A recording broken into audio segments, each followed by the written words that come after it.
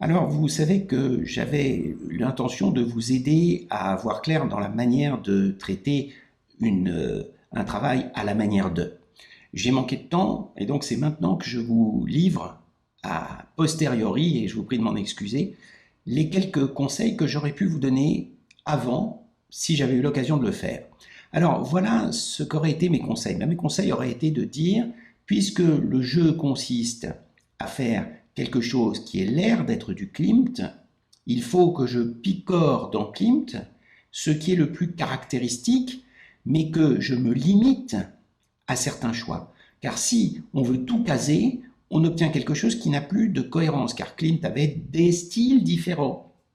Alors la première chose qu'on remarque, c'est que Klimt, et ça vous l'avez vu, avait à la fois des tableaux très figuratifs, comme celui-ci,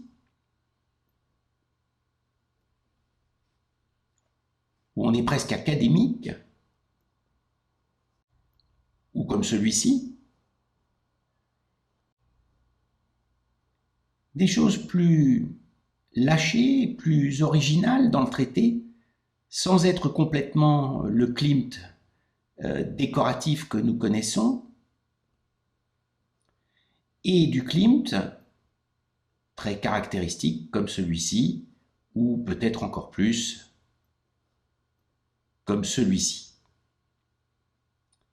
Alors la première chose aurait été de choisir, on sait aussi que Klimt avait fait des paysages, la première chose c'est de choisir paysage ou réalisation figurative, c'est tel que toutes ces femmes que Klimt faisait, et de se fixer à l'un ou l'autre. Alors personnellement, j'aurais choisi plutôt le style décoratif, car il est plus original, et plutôt que le style figuratif. Donc pour moi, mon premier choix aurait été de prendre l'un des deux, et j'aurais choisi le style décoratif. Et dans ce style, alors si vous auriez fait un choix différent, il faut que vous extrapoliez ce que je vais vous dire maintenant. J'aurais fait ensuite une espèce d'étude de la couleur de Klimt. Parce que si on adopte un certain style, on doit adopter aussi un peu le principe de couleur qu'avait Klimt. Et pour ça, il y a des choses qui sautent aux yeux. Alors déjà, on sait que Klimt utilisait beaucoup l'or, et donc il y avait une possibilité d'utiliser l'or. Je n'avais rien contre, ou l'or simulé avec des ocres et des jaunes. Lorsque l'on passe relativement rapidement l'ensemble des travaux de Klimt, eh bien on est frappé d'une chose, c'est que énormément de couleurs sont des couleurs relativement atténuées. Ce sont des bleus qui sont des bleus gris, ce sont des verts qui sont des verts relativement éteints, des verts chauds mais éteints, ce ne sont pas des verts acides. En revanche, les rouges ou les jaunes sont très vifs. Les ors, les jaunes, les rouges dominent, avec parfois même dans un même tableau des rouges assez puissants, des rouges et des oranges assez puissants, et des bleus descendus en gamme de gris. Alors ça ne vous frappe peut-être pas au premier abord, mais je vais rentrer un petit peu dans le détail. Quelles sont les couleurs les plus vives chez Klimt? Dans l'aspect décoratif et non académique, très clairement, on a ici, les corps sont à peine ébauchés, ils sont faits avec très peu de valeur. Ils sont dans des tons clairs, mais il y a peu de modelé. On a en revanche des couleurs très vives qui tournent autour. Ici, un orange.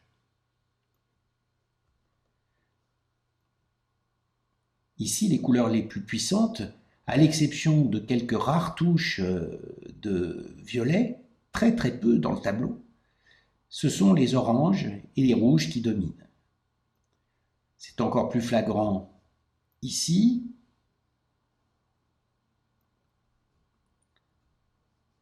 ici,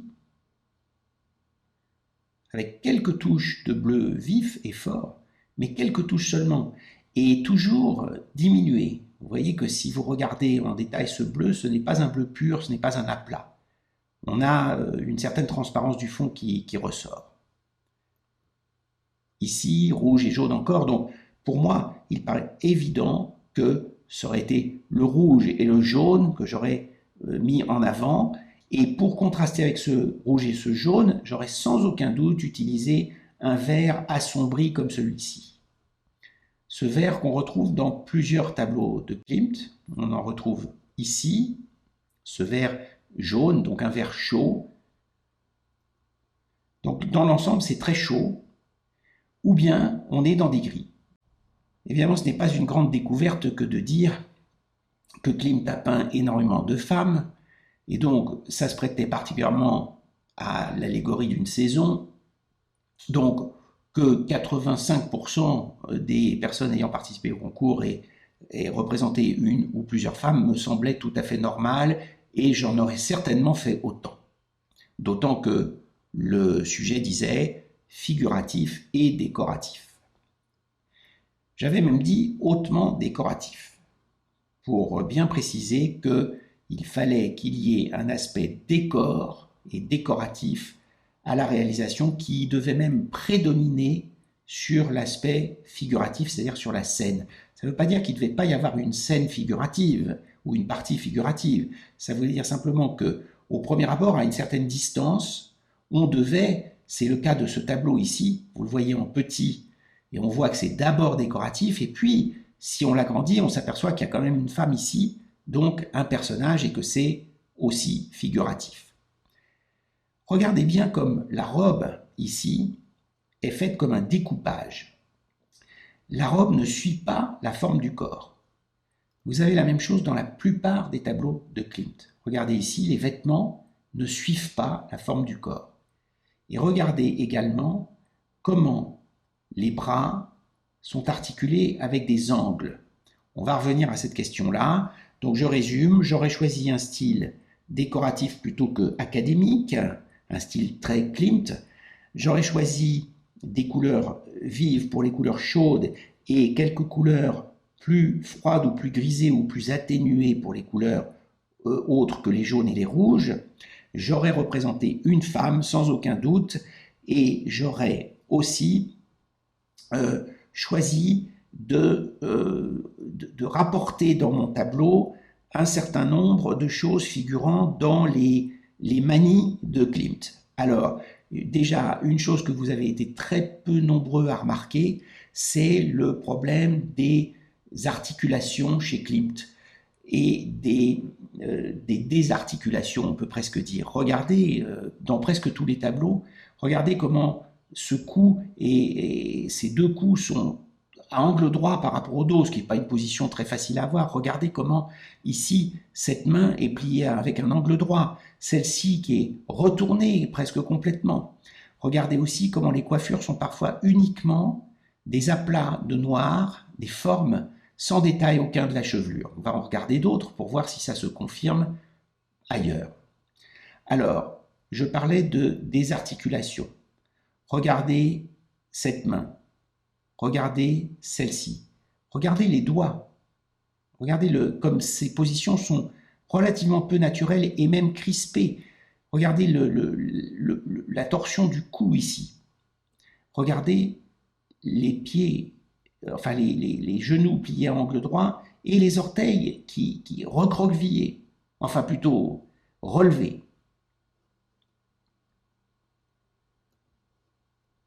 On va en regarder d'autres.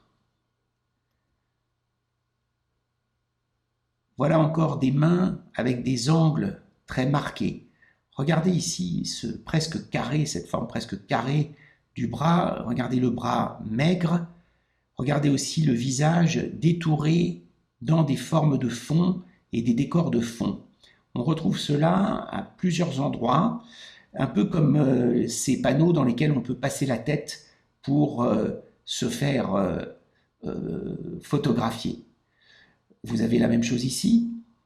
Et regardez encore une fois la curieuse organisation. Vous avez un visage très figuratif ici.